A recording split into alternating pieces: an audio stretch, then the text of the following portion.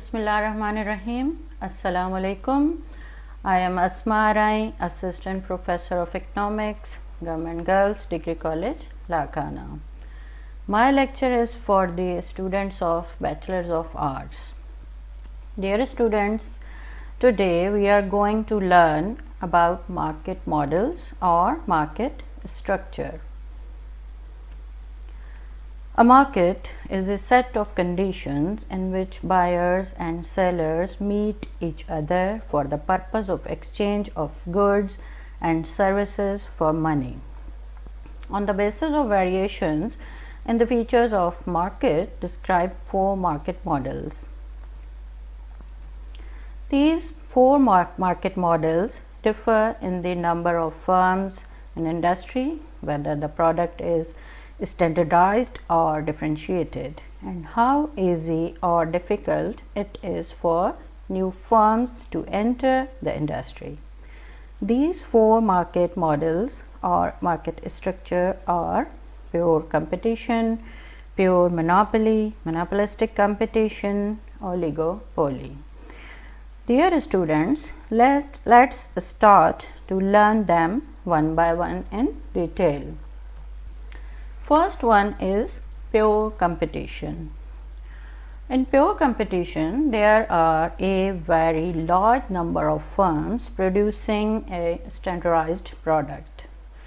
Let's examine characteristics of pure competition to understand it better. First one is very large number of firms. It is the basic feature of a purely competitive market. A large number of independently acting sellers, usually offering their products in a highly organized market.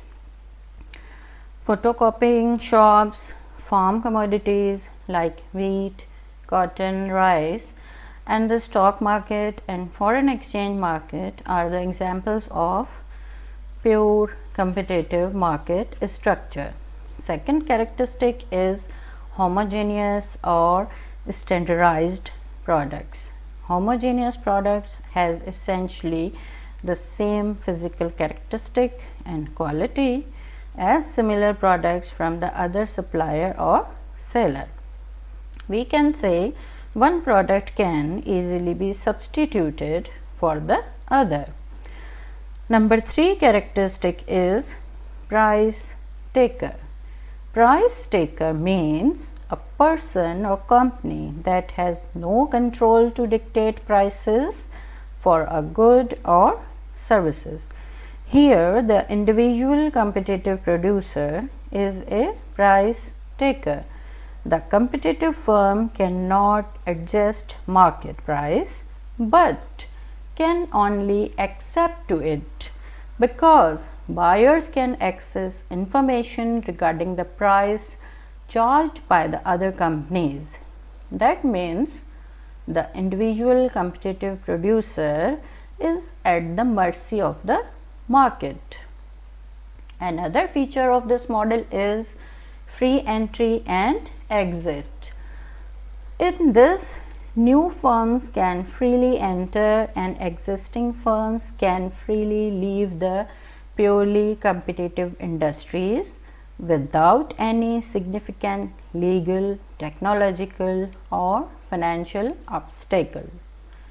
Dear students, we now jump from pure competition to the opposite end of the industry spectrum, that is monopoly. In this market structure, a single seller selling unique product with no close substitute, that's why he faces no competition and enjoys the power of setting the price for his goods. Monopolistic market means sole seller of products and services. You deal monopolists daily. For example, power generation companies, natural gas companies are monopolist companies. Absolute or pure monopoly exists when a single firm is the sole producer of a product for which There are no close substitutes. To understand clearly, dear students, let's move to the characteristics of the monopoly, which are single seller, no close substitute, price maker, blocked entry and advertising. Let's examine one by one in detail. Number 1, single seller. A single firm is only producer of a specific product on the sole supplier of a service. Second is no close substitute. From buyer's point of view, there are no reasonable alternatives. Third one and very special feature is price maker. Monopolist company is price maker that can dictate the prices of its goods because there are no substitutes for it. Number 4 is blocked entry. Monopolist has no immediate competitor because there are barriers to entry. Dear students, we will discuss barriers to entry in a while. Number 5, advertising. Depending on the type of product or service, a monopolist may or may not advertise. For example, if monopolist selling luxury goods such as diamonds might advertise heavily to increase demand for the product. On the other hand, producer of basic utilities have no need to advertise. Now we are going to discuss barriers to entry. These barriers block the entry of new firms into the industry. First one is economies of scale. Economies of scale refers to the cost advantage experienced by a firm when it increases its level of output. The advantage arises due to the inverse relationship between per unit fixed cost and the quantity produced. It means the greater the quantity of output produced, the lower the per unit fixed cost. We may say average cost decreases because the output or sales increases. Monopolists find fixed cost benefit. For example, rent of factory, getting concession on purchase of raw materials. Second is legal barriers, patents and licenses. Now, what patent is? Patent is a grant of protection for an invention. It's granted by the government and has a fixed term. Owning a patent gives you the right to stop someone else from making, using or selling your invention without your permission. For example, firms require patents of natural resources, licenses. In any economic system, government must intervene at some extent. Entry into an industry or occupation may be limited by government licensing.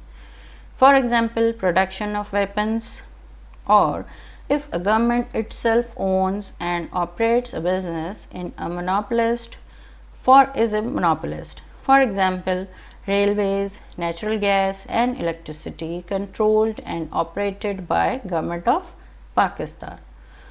Third barrier is ownership of essential resources. It is a firm owning or controlling a resource essential to the production process can prohibit the creation of rival firms. Here we have some examples of firms having their own resources. The Aluminum Company of America, Nickel Company of Canada, De Beers Diamond Company of South Africa, or monopoly giants. Dear students, after discussing monopoly, let's come to the third market model. This is monopolistic competition. Monopolistic competition is a blend of monopoly and competition. It involves a considerable amount of competition mixed with a small dose of monopoly power. A wide array of product choices reflect the world of monopolistic competition. where competition is not only based on price but also on product quality, services, and advertising. Simply, we can say monopolistic competition is the industry where a large number of small sellers selling differentiated but close substitute products. Dear students, to understand more clearly, we must study different characteristics of monopolistic competition. Relatively large number. Several characteristics of monopolistic competition follow from the presence of relatively large number. It has some other features. A small market share. Each firm has a comparatively small percentage of the total market. So, each has limited control over market price. B. No collusion possible. It is a situation in which firms act together and in agreement to fix prices, divide a market, or restrict competition. C is independent action. Each firm determines its policies without considering possible reaction of rival firm. Rival's reaction can be ignored because the impact of one firm's actions on each of its many rivals is so small. That's why these rivals will have no reason to react. Second characteristic is product differentiation. It is the fundamental feature of monopolistic competition. Product differentiation is further categorized. Let's examine one by one. A. Product quality. Real difference in functional features, materials, design, and workmanship are vital aspects of product differentiation. For example, personal computers, smartphones differ in terms of hardware capacity, software, graphics, memory, apps, camera quality, and how user friendly they are. B. Services. Provision of special customer care services also form product differentiation. We can take example of grocery stores and supermarkets offers helpers who bag your groceries and carry them to your car. C is location. Products may also be differentiated in terms of location and accessibility. Small mini groceries successfully compete with large supermarkets even though they have a little range of products and charge higher prices. They just compete on the basis of location, such as being close to customer or on busy streets and by staying open in late hours. D. Advertising and packaging. Product differentiation also arises from differences created through advertising and the use of brand names and trademarks and packaging. Celebrities' name associated with perfumes or clothing brand may enhance those products in the minds of buyer. For example, J. Dot by Junaid Jamshed, Exposed by Iqrarul Hasan, Sana Safinaz, Maria B, and the list goes on. Dear students, now we are moving to the fourth market model or structure, which is oligopoly. When we hear of the big three, big four, or big six, we surely say this is an oligopolistic industry. Automobiles, computer software, oil and gas, airlines are oligopoly giants. Oligopoly exists when a few large firms producing a homogeneous or differentiated products dominate a market.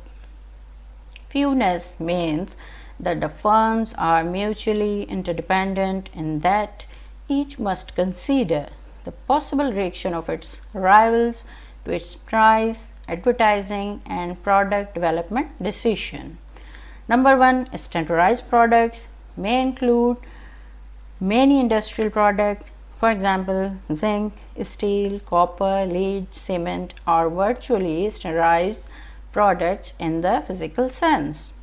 Number 2, differentiated products. Consumer goods industries like automobiles, breakfast cereals, and many household appliances are differentiated oligopolies. Now we are coming to the characteristics of oligopoly. Number 1, few firms. Handful of firms dominate the industry to set prices. Number 2, interdependence. Any action on the part of one firm with respect to output, quality product differentiated can cause a reaction on the part of other firms. Number 3, strategic game. Each firm takes explicit account of a rival's expected response to a decision it is making. Thanks.